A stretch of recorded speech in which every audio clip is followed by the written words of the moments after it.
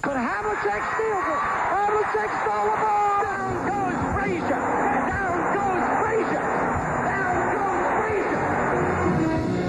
United to Amici powers in.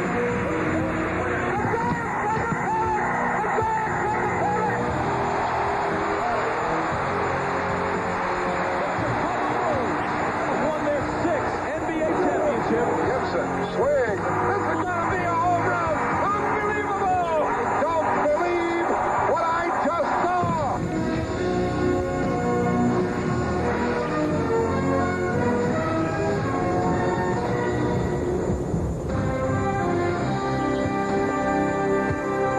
He was an original in every way. He had a librarian's legs, an oversized head, wrists thick as pipes, and a moon-shaped face so ugly it was lovable. When he stood in the batter's box, he seemed to have just grown out of the earth, a primitive statue. But when he swung, sweet music played. And when he smiled, he lit up a nation. An incorrigible kid with clout became the Sultan of SWAT. I give you the father of modern baseball, a sports god for the ages, Babe Ruth.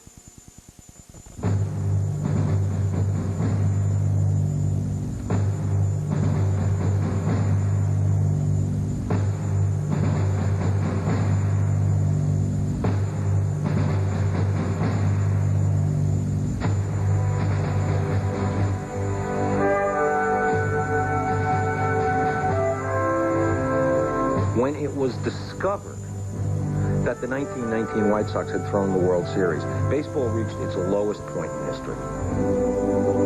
Baseball needs a savior, and he's standing there to save baseball. But more important, suddenly here's this man hitting more home runs than other teams are hitting.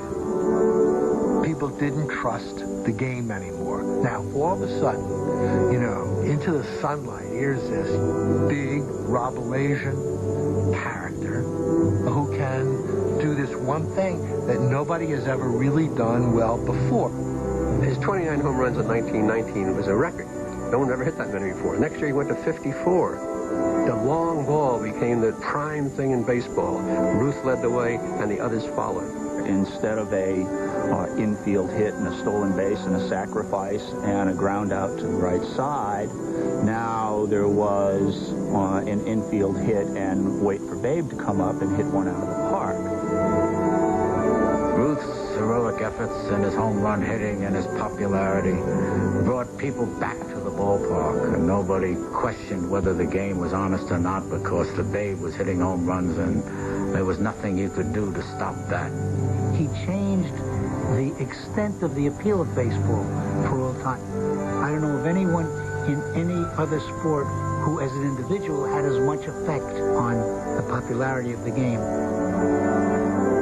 It received a tremendous injection of adrenaline and came back to a roaring life on his shoulders primarily. Every place he went, every field he played on, people came to see this monumental figure. The crowd started cheering as he walked out of the dugout. There was a joy that you had come to see something, and then when you saw it, you'd scream with delight. There was something different about that man. The minute he walked in a ballpark, people stood up. Oh, there's the Babe, there's the Babe. He's a home run or struck out. If he hit a single, double, triple, he'd get booed. Every time you face him, the butterflies will start flopping around. You think you get over it, but you don't. He projected. He had impact. He didn't hold off the public. He was accessible. They could reach out and touch him. Hey, listen, you fellas need a ball player? You mean you want to play? I play ball. What's your name? Babe Ruth. But Babe lived not 2 blocks from where I did. And my parents would let me go down to the Hotel Alamac where he lived on 71st Street. And one day he saw me and smiled and ran his hand through my hair. And I went running home and nobody was allowed to touch me again. But as the twilight crept across his towering career, this baseball god was reduced to the status of orphan to a game that had been his only real home for 2 decades. Still, he hung on, face pressed against the window. I don't want to fool the public. I don't want to fool myself. I figure that I can't play a full season anymore, and it's no use me trying. But you can bet your life, as long as baseball wants me, I'm going to stay with it. He was terribly disappointed when he was not asked to manage the Yankees. He was hurt. He wasn't mad. He was hurt. We know that Babe wanted to manage a team. He was never given the chance to manage the team. I believe, to this day, the owners disliked Babe Ruth because he was beyond their control. I think that's their way of getting back at a guy they could not stand. My mother often said how to be rejected by the one thing that was his being was more than disappointing. He went through such a severe depression that he just didn't want to live anymore.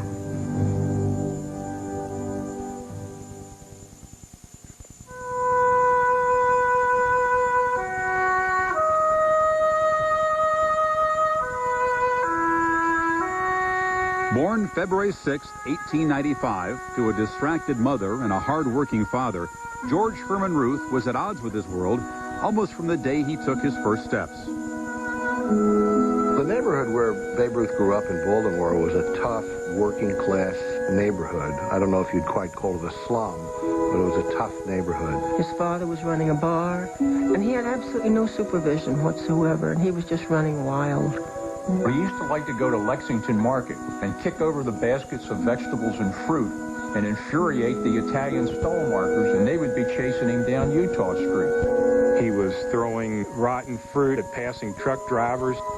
He was swilling the dregs of the beer in his father's saloon. He was a strong, tough, bullheaded, willful youngster, and he was the despair of his parents. He was just constantly getting into scrapes. He drank and he smoked, and he was just a young kid, and they just couldn't handle it. His sister said, I wish I could have counted the number of times that there was a knock on our door and there'd be a woman with another boy and say, Mrs. Ruth, did you see what your boy George did to my Jimmy?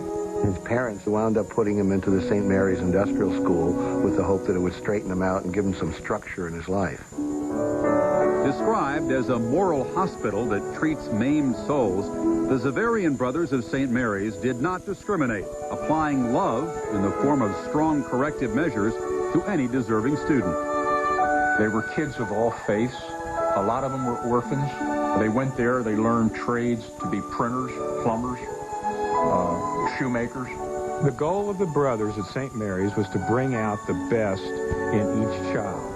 Some were highly delinquent and were involved in committing serious crimes. Other ones were there simply because their parents died and they were truly orphans. I have to think that God was looking out for him when his father took him to St. Mary's and says, here, I can't do anything with him. See what you can do. The Zavarian brothers were strong disciplinarians. They realized and saw a lot of the good that was in the babe. The brothers were strict. They didn't mess around because they couldn't. But they loved us and we loved them. The babe was taught by the brothers to read and to write, to know right from wrong, and they realized he needed a trade. They tried to teach him shirt making. Ruth was saved from the dreary prospect of making shirts by one particular brother who took an interest in him from that day in 1904 when the 9-year-old went to stay behind the walls.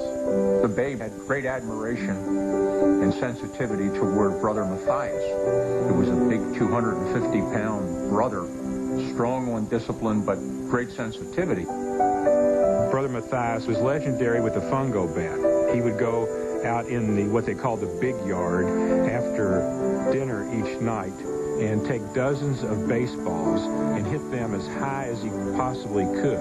And he hit tremendous clouts, which, word has it, were only exceeded by the clouts that Ruth hit many years later when he would come back and visit St. Mary's. Brother Matthias picked him out at St. Mary's and told him that he thought he had the potential for being a baseball player. When he got to St. Mary's, he discovered that baseball, being better at baseball than anybody else was a way of fitting in. It was the first thing that he ever felt he could do and be complimented on.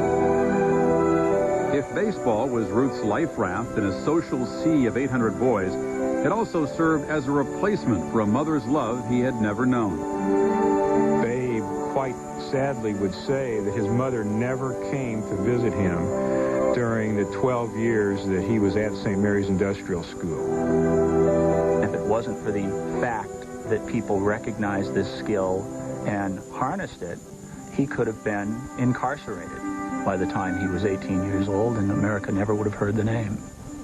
Instead, Ruth made a name primarily as a pitcher in the semi-pro leagues around Baltimore. When he was discharged from St. Mary's at 19, the 6'2", 180-pound left-hander was signed by Jack Dunn, owner and manager of the International League's struggling Baltimore Orioles, for $100 a month. Babe got the name Babe in that 1914 Oriole training camp. The first thing he did was to buy a bicycle and crashed it, much to the fun of the other Oriole players who were sitting on the porch of the hotel. They said, "Who is that young monkey on the bicycle?" And they said, "Well, that's Dunn's latest Babe." The Babe had never been on a train. He had never been in a hotel. He had never been in a restaurant. So all these magnificent wonders of the world were opened up to him for the first time. He was a misbehaved kid. Incorrigible in that sense. Uncontrollable is probably a better word. He didn't know how to do things. He would wear the same underwear day after day after day. When people kidded him about it, he just stopped wearing underwear. Wouldn't wear underwear for years. He had this wonderful, positive, outgoing personality with a great sense of humor. And I don't think that started when he became a star. I think that was the way he was from his early days. He had had all these baseball experiences, but never had any experiences dealing with women, and he ended up proposing to the first woman who talked to him for any length of time. It was almost like allowing an animal that had been restricted for 15, 16 years and let him out into the open and just could run for as long as he wanted. By July, the talent-laden Orioles were in first place, and Ruth had compiled a 14-6 record. But meager attendance forced Dunn to sell off his stars to the big leagues. And Ruth went to the Boston Red Sox. Babe Ruth was a hero of the 1916 World Series and a hero of the 1918 World Series. He was 21 years old in 1916, and he was a pitcher. He was the best left-handed pitcher in the American League. He would have been a Hall of Fame pitcher had he never hit a home run. In the 4 years that he was a pitcher, he won more games and had a lower earned run average than any pitcher in the American League except Walter Johnson. And he beat Johnson repeatedly in 1-0 games. In 6 seasons with Boston, Ruth won 89 games and posted a 2.19 ERA. In 1918, he also began hitting homers at an impressive rate, tying for the league lead with the 11. This double talent of hitting and pitching posed a dilemma for the Red Sox manager. Ed Barrow, who later became the Yankee general manager, resisted making him a hitter because he said, "They'll string me up alive if I take the greatest pitcher in the American League and make him an outfielder." Because he was a pitcher, when he tried to hit home runs with more or less every swing, they didn't coach it out of him the way they would have had he been a young hitter. Ruth, the pitcher, only appeared in 17 games in 1919, winning 9. But his 29 homers caught the collective eye of the Yankee brass. Harry Frazee, the owner of the Red Sox, was in some financial pickle and needed money. And he started casting around looking for money. And suddenly, down in New York, they came up with the cash and said, "We'll give you the money if you'll give us Babe Ruth." The money was there, and he grabbed the money and sent the Babe south. I don't think Boston has recovered ever since.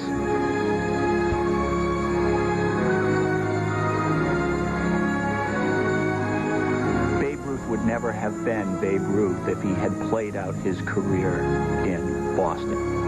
He would not have been the American cultural figure he was were he not playing on this stage in New York.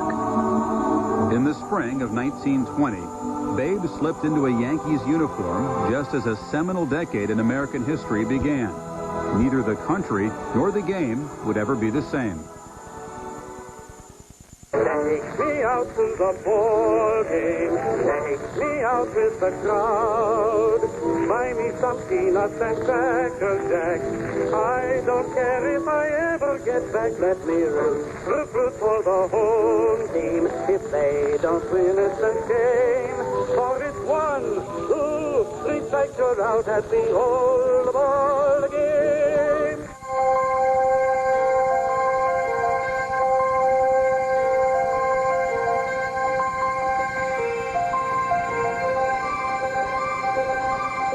He came along in the 1920s. The war was over. The jazz age was upon us. The art of public relations and a ballyhoo of creating public excitement had come along with radio. Larger than life in his gargantuan appetites, his prodigious performance on the field, and equally prodigious off the field, Babe Ruth, symbol of the 1920s. This was a man who wanted it all. This was a man breaking the bonds of this sterile childhood, of this orphanage upbringing. And he was bringing America along with us.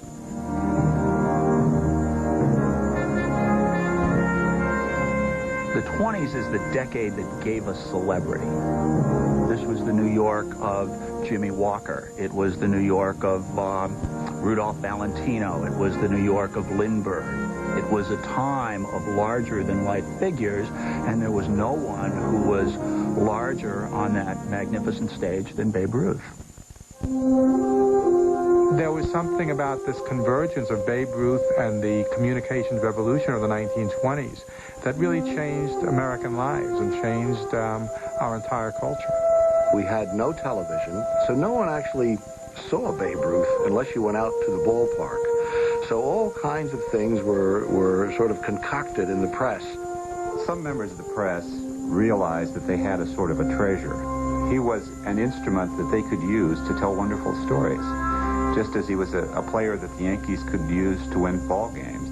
The golden age that we think of in the 1920s of Runyon and Gallico and Bryce was in fact an age of myth-making. They were in the business of creating legends. They were like medieval troubadours singing the saga of the joust.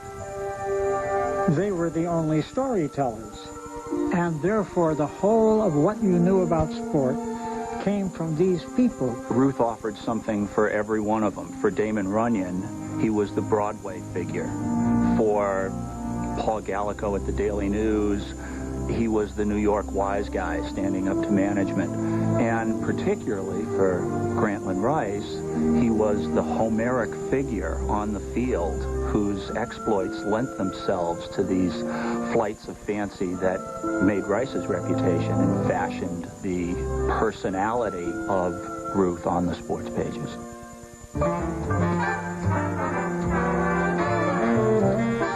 This symbiosis between Ruth and the sports writing fraternity extended outside the lines, where the Babe played freely, without fear of public exposure. What today's sports writers will not ignore and sometimes go digging out, the writers in the 20s and 30s covered up. And so Ruth's peccadillos were widely known to the writers, but they never wrote about them. They protected the Babe. I've heard a story that the Babe was chasing this naked woman through the Pullman, and the writers are playing cards. They don't even pay attention. It was a time of excess in a city of excess. Babe Ruth was welcome and wanted in every restaurant, in every speakeasy, at every party in New York. You talk about excess, talk about consumption, and he was Babe Ruth as his absolute example. He's free. He's making more money than he ever dreamed of. So you can just imagine a young man with the normal amount of testosterone, with money in his pocket. He was just having a ball. The Babe tells the cabbie, he said, "Stop here, wait about 10 to 15 minutes, I'll be right back." He goes up, has a little session with one of his girlfriends, and the cab's waiting. He comes back, gets in, goes to the ballpark. In Tokyo, he would invite 5 or 6 of us up to his suite after the game, and they all drank. These little girls that were serving couldn't have been more than 15 years of age. When they walked by his bed and he was sitting propped up there like a Maharaja, he'd grab one of the girls when they'd walk by him, grab him by the robe and pick them up and bounce them on the stomach and put them down. Ruth did represent a hedonistic ethic. And you might even say he represented a consumer ethic. I can't remember the name of the writer who once described Ruth's appetite and said, Babe Ruth will eat anything that doesn't eat him.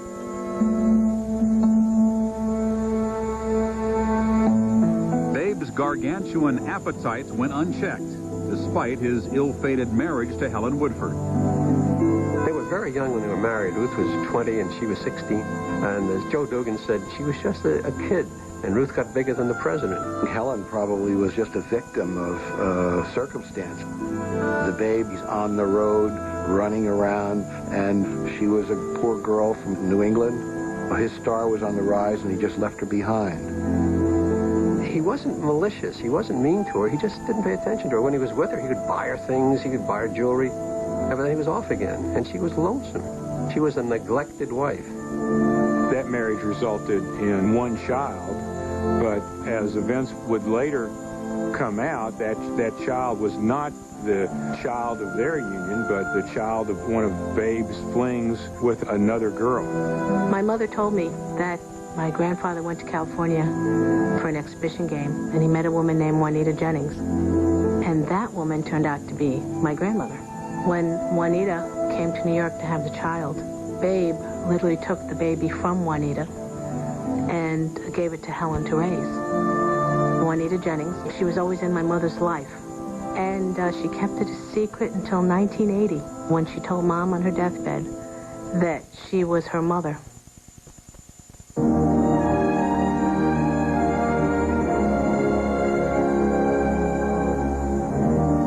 The Babe's behavior was sometimes even outrageous to his teammates. After the ball game, the showers are often the main part of the clubhouse where you dress. And I was in there, and I was facing the shower head, lathered up with soap. And all of a sudden, in the middle of my back, I felt a degree of hot water that was different than the shower water. And he was urinating in the middle of my back.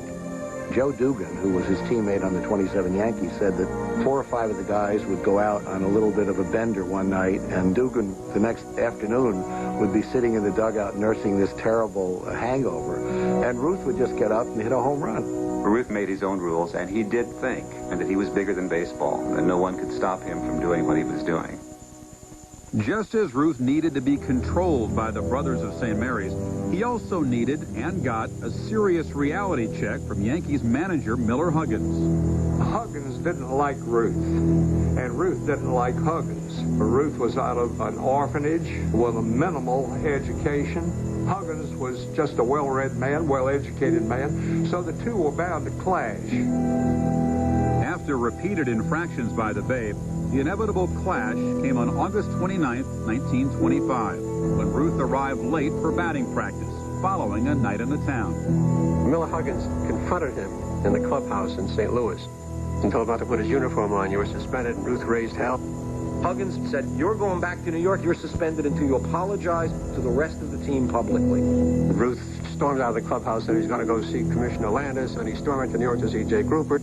Huggins had the support of the Yankees, and the Yankees backed him all the way. And so Ruth either had to do what Huggins wanted, or he was going to be barred from playing baseball. You had a reserve clause. He either played for the Yankees or he didn't play at all.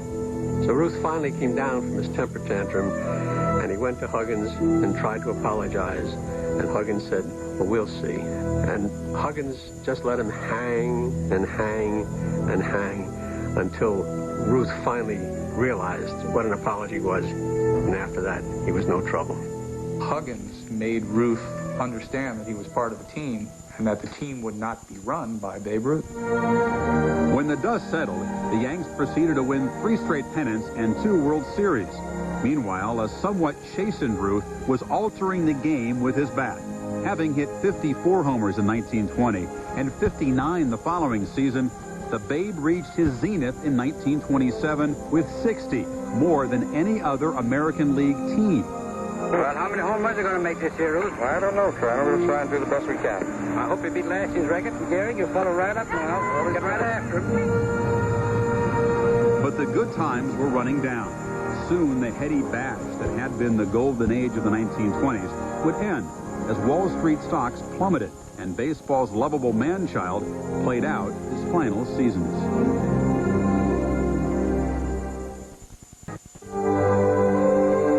A subdued America entered the 1930s with a huge hangover and empty pockets. Even Ruth seemed tamed, if not by the times, then by his second wife, Claire Hodgson, who managed him off the field as effectively as Miller Huggins had on the field. Mother absolutely lived for Daddy. No one, but no one, could ever say one word against him. She wouldn't stand for that from anybody.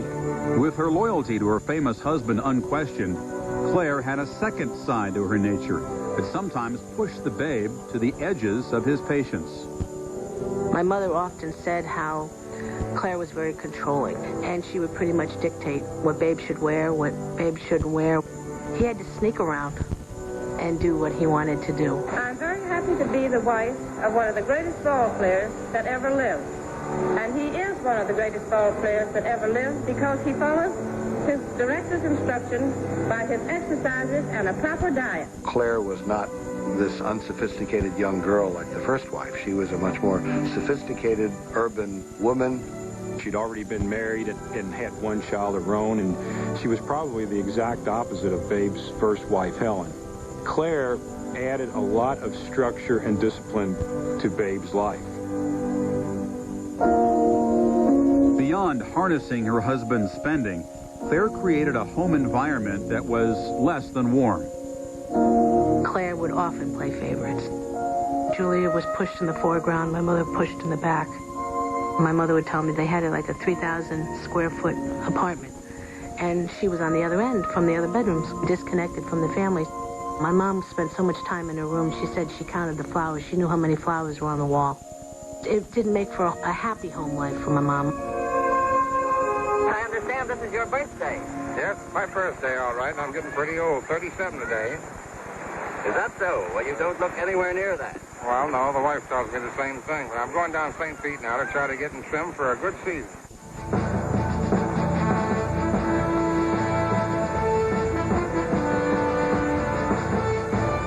Wrigley Field, Game 3 of the 1932 World Series. Here he was in his 19th Major League season. He'd already hit 650 home runs. He was at the end of the rope. The Yankees have beaten the Cubs twice in New York. Now they go to Chicago. Ruth's in the outfield. He messes up a play, lets the Cubs tie the game. So he comes to bat, and the crowd is now all over him. The Cubs were, ragging him mercilessly from the dugout. And he heard after each pitch, Ruth put up one finger, and then two fingers. With 2 strikes on him, he pointed to deep center field, supposedly saying that's where he's going to hit the next pitch. Well, I did see that, but I think that the reason he put up his finger and it happened to point in the bleachers was because he still had another strike. Billy Jargus went to his grave believing that the Babe called the shot. And from his perspective, playing shortstop, he believed that he saw the Babe gesture towards the center field flagpole. The most remarkable part of that was that with all the shouting and the bantering and the yelling going on back and forth, Ruth was able to step in and concentrate and hit that next pitch.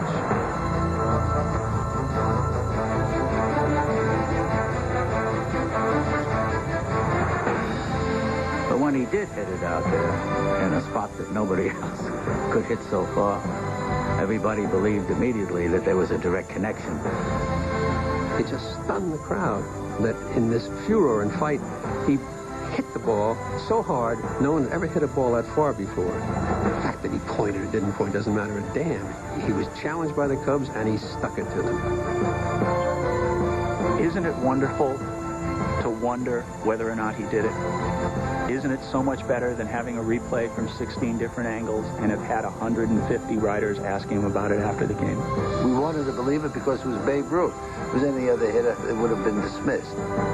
Suddenly, we have this Herculean myth to wrap him in, and so we're not going to let it go. When your whole life is a series of majestic events, when you do one more, everybody is going to believe it. By 1933, Ruth was aware that his greatness was draining out of him. I can't go on forever, but you can bet your sweet life that I won't play until I drop. But I'll play until I damn near drop. He had gotten heavy, couldn't run the way he did. The aches and pains were there. He would swing and miss a little more often. You know, I think it's a good idea for everybody to train when they're real young. Don't wait till they get my age, but just keep on training year after year, and you'll find out that when you get to be an old man like myself, you can still go a little ways. By 1934, Ruth had played out his welcome on the Yankees. After several steep salary cuts had reduced his annual take from an all-time high of $80,000 to $35,000, a dispirited Ruth pursued a dream he had for years. He wanted to manage the Yankees. He didn't get along with Joe McCarthy, the new manager. He wanted to be the Yankee manager himself, and that was never going to happen. It's possible they remembered back to the difficult times that they had, not only with salaries, but with other types of disputes, and maybe just simply wanted to cut their ties with him. I now beg give you your unconditional release, and now to 3 minutes of Spurned by the Yankees, Babe accepted an offer by the Boston Braves in the hope that it would lead to bigger things. He will participate in everything that is of the Braves, both as assistant manager, as an official of the club, and he will be one of us.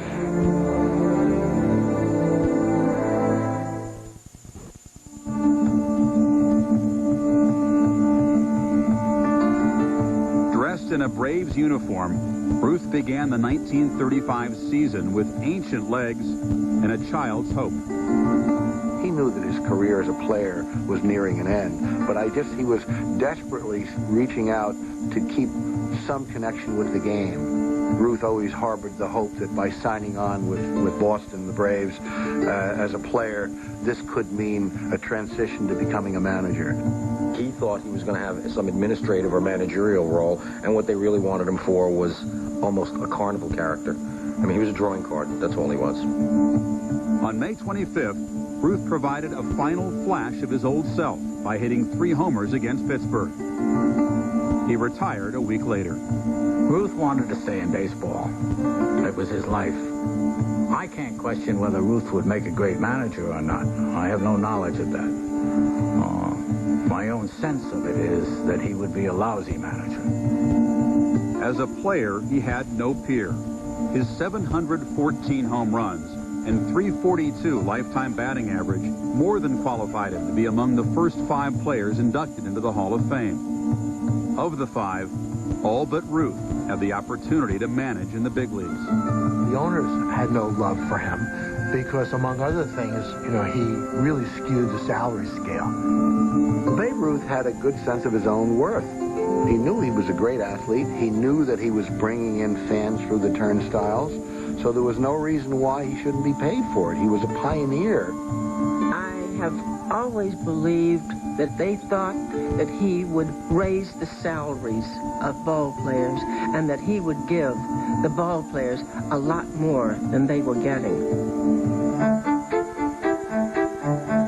His early carefree, irresponsible days, I think, kind of, stained his reputation to the fact where they said, oh, the Babe, how could he manage a team? He couldn't manage himself. I don't think anybody wanted to take a chance on him. All those stories that were referred to that the sports writers did not write in the 20s or 30s, the baseball establishment knew. They knew the stories. Babe Ruth was just too big. And I think that what owner would want to be eclipsed by a manager he couldn't control?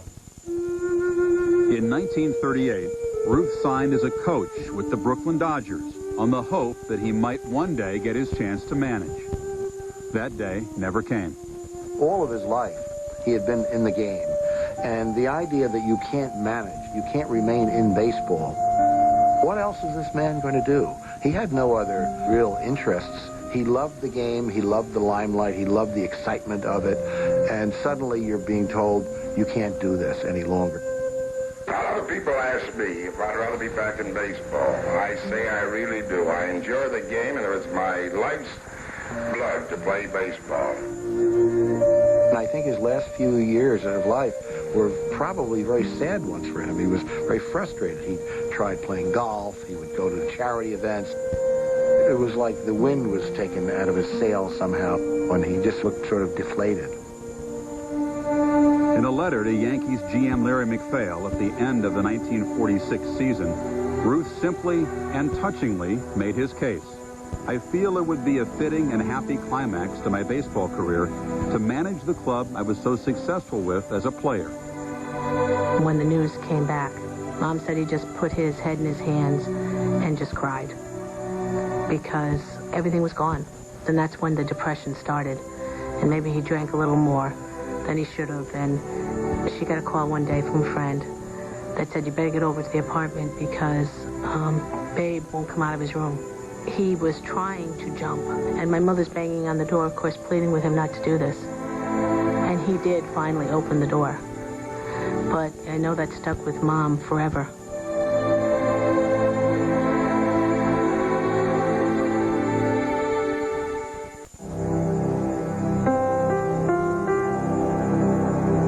Coming up next, America bids farewell to the mighty Babe.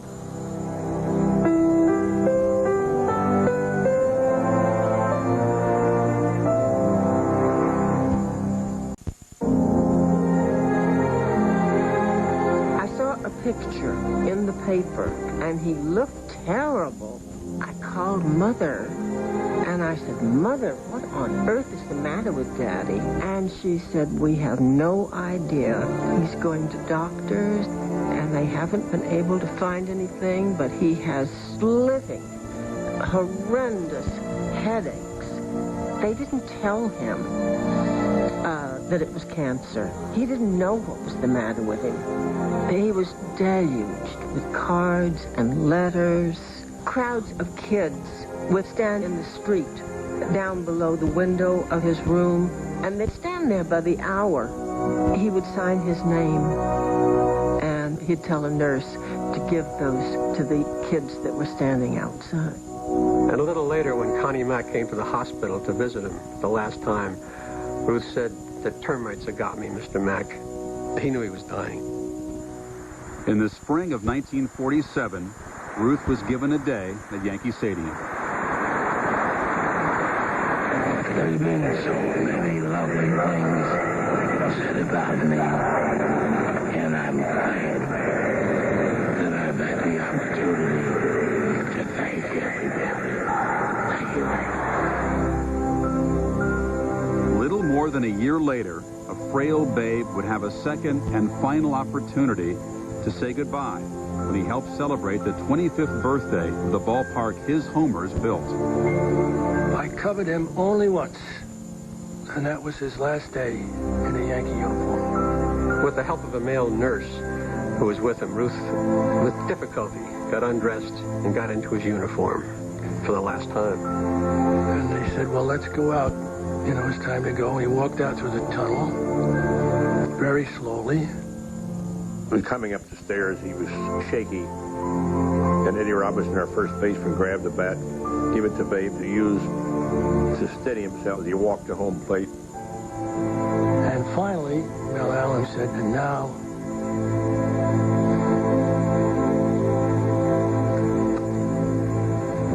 Babe Ruth. And I wrote that he walked out into that tunnel of noise with which he must have been more familiar than any other living man. It was really so sad to hear him talk, and I knew he was in such pain that he could hardly stand to be out there. Then he went back into the dugout, and the male nurse helped him back into the clubhouse, and he sat there, and Joe Dugan came back and said, can I get you a drink, Judge? And that's when Ruth said, I'm gone, Joe, I'm gone. And Dugan told me he started crying, and Ruth did too, and that was the end of his life.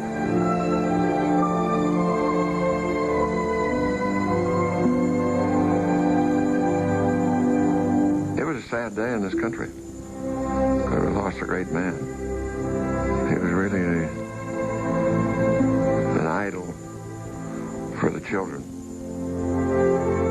There's just such a tremendous sense of loss. He was so young, 53 years old. It was probably the greatest farewell, the biggest wake any sports figure in our time had known. The fact that Babe Ruth could die, the fact that he was mortal, was an extremely sobering thing, and I think it made a lot of people, particularly baseball fans, introspective for a time. He died in 1948 after the war, after an awful lot of death in this country, after America had begun to realize that the heroes that they had always clung to were as frail and as mortal as anyone. Babe Ruth was a part of the American family. Wade Hoyt and Joe Dugan came out of the cathedral together, a terribly hot day, and Dugan said, "I sure could use a beer." And Hoyt said, "So could the babe, so could the babe." Babe Ruth's life is not a failure. It's as dramatic a success story as any you could find in America. There were an awful lot of kids who grew up fatherless, who grew up with the same sort of background, and not a single one of them turned into Babe Ruth. It was a time when heroes were created from common men. Ruth seemed to embrace it vigorously and to shake every ounce of life out of the 24 hours in a day. He understood that people came to the ballpark to be entertained. That may be his legacy. That he was the first guy to figure this all out. It was a stage, it was an act. This was Broadway, this was the theater. I think that's why we're talking about Ruth now in a new millennium. His legacy is that he is baseball. He is the human symbol of baseball. And I think that's no small legacy.